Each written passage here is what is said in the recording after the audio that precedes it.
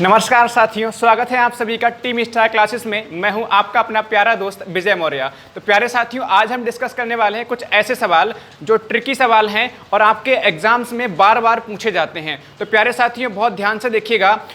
इन सवालों को हम विदाउट यूजिंग पेन भी सॉल्व कर सकते हैं। तो पहला सवाल देखते हैं। पहला सवाल आपकी स्क्रीन पर दिखाई दे रहा होगा। पहला सवाल है √5 ये आपका इनफाइनाइट तक जा रहा है। इस तरह के सवाल जब हम देखते हैं तो हम घबरा जाते हैं, लेकिन इस तरह के सवालों को आप केवल और केवल देख के टिक कर सकते हो। आपको पेन का इस्तेमाल करने की बिल्कुल आवश्यकता नहीं होती है। तो प्यारे साथियों, जब भी इस तरह का सवाल दिखाई दे, आपका मल्टीप्लिकेशन का साइन हो बीच में और रूट लगा हो इस तरह से, और एक नंबर बार बार रिपीट हो और अनंत तक जाए, इनफाइनाइट तक जाए, तो सीधे सीधे आप आंसर टिक कर सकते हो। जो संख्या, जो नंबर आपका लिखा होगा वही आपका आंसर हो जाएगा। तो इस सवाल का आंसर हो जाएगा 5।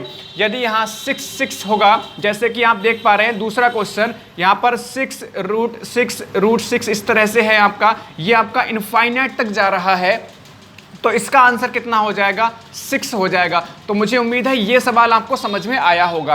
अब मेरे प्यारे साथियों, अगर आपका इनफाइनाइट तक ना जाए, ठीक है, ये दोनों सवाल आपका इनफाइनाइट तक जा रहे थे, ठीक है, इनफाइनाइट तक जा रहा था, अब ये इनफाइनाइट तक नहीं जा रहा है, ये सवाल भी आपका अनंत तक नहीं जा रहा है, तो कैसे सॉल्व करते हैं? दो ही कंडीशन हो सकती है। एक कंडीशन ये हो सकती है कि इनफाइनाइट तक जाएगा, और दूसरी कंडीशन में आपका इनफाइनाइट तक नहीं जाएगा। तो इसमें इनफाइनाइट तक नहीं जा रहा है, तो ध्यान से देखिएगा। सबसे पहला काम क्या करना है, आपको काउंट करना है कि कितनी बार रिपीट हो रहा है नंबर। 1 2 3 4, मतलब यहां पर मैं लिखूं कि 4 बार आपका ये नंबर रिपीट हो रहा है।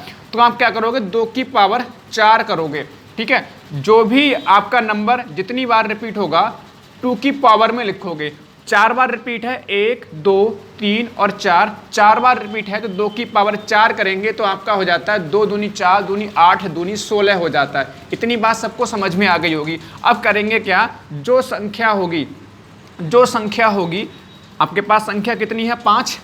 5 की पावर में क्या करोगे? इससे 1 कम करो और अपॉन में उतना ही लिख दो, ठीक है। यहाँ पर 16 आया है, अपॉन में 16 और उससे 1 कम करके आपको ऊपर लिखना है। तो जो आंसर बनेगा वो 5 की पावर 15/16 होगा। हो सकता है कम समझ में आया, लेकिन अगला सवाल देखोगे तो आपको बिल्कुल बहुत ही बेहतर तरीके से समझ में आ जाएगा। जैसे कि यहाँ पर 3 आपका 1 2 3 4 और 5 बार रिपीट हो रहा है, तो 2 की पावर 5 करोगे तो 2 की पावर 5 आपका होता है 32। 2 की पावर 5 आपका 32 होता है।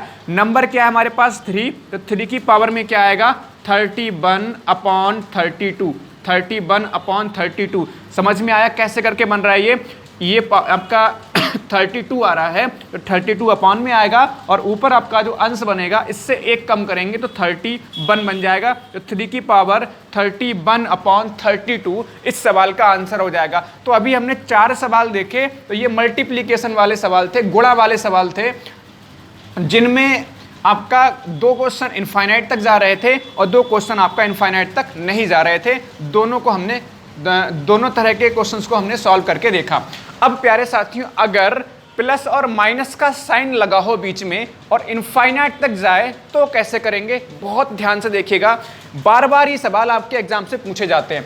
अब देखो, बहुत ध्यान से देखिएगा, हमें करना क्या होता है, जो भी हमारे पास नंबर होता है उसके हमने फैक्टर करने होते हैं। और फैक्टर किस तरह से करेंगे? दोनों फैक्टर्स के बीच में, दोनों गुणनखंड के बीच में डिफरेंस कितने का आ जाए? डिफरेंस आपका 1 होना चाहिए।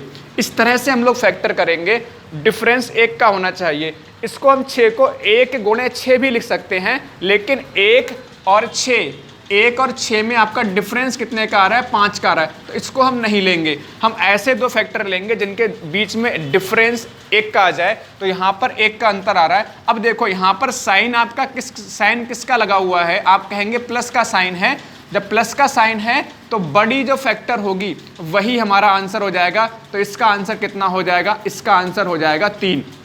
इसका आंसर कितना हो जाएगा? इसका आंसर हो जाएगा 3।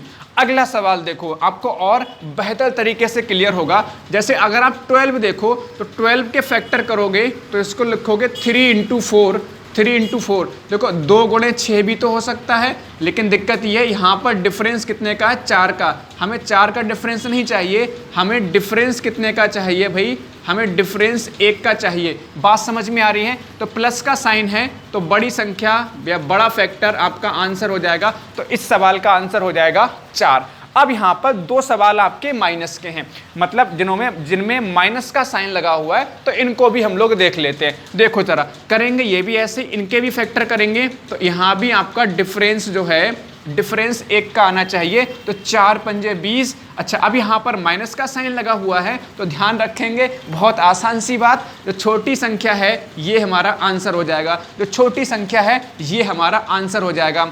इसी तरह से अगला सवाल 56 के फैक्टर करोगे तो 7 into 8 बनेगा। 7 और 8 में आपका 1 का अंतर बनेगा, 7 और 8 में 1 का अंतर बनेगा। यहाँ पर माइनस का साइन है, माइनस का साइन है तो आपका छोटा फैक्टर मतलब 7 आपका आंसर हो जाएगा। तो बहुत आसान तरीके से इस तरह के सवाल कर सकते हैं, बार बार आपके एग्जाम से पूछे जाते हैं। ठीक है, अगर प्लस का साइन होगा तो बड़ा फैक्टर आंसर होगा। ठीक है, अगर आपका माइनस का साइन होगा तो छोटा फैक्टर आपका आंसर हो जाता है। जबकि इधर हम लोग देखें तो अगर मल्टीप्लिकेशन में है, आप इनफाइनाइट तक जाएंगे तो जो संख्या होगी वही आपका आंसर। यहाँ 5 संख्या थी तो 5 आंसर, या 6 संख्या थी 6 आंसर हो गया। अगर आप अनंत तक नहीं जाएंगे तो सबसे पहले देखो, थोड़ा सा इसमें आपको ध्यान देना पड़ेगा, या ध्यान रखेंगे, इसको थोड़ा ध्यान रखना पड़ेगा। तो कुछ नहीं करना, जितनी बार आपका संख्या रिपीट होगी हमेशा 2 की पावर में उतना लिख लो। 1 2 3 4, 4 बार रिपीट हुआ, 2 की पावर 4, 16 बन जाता है।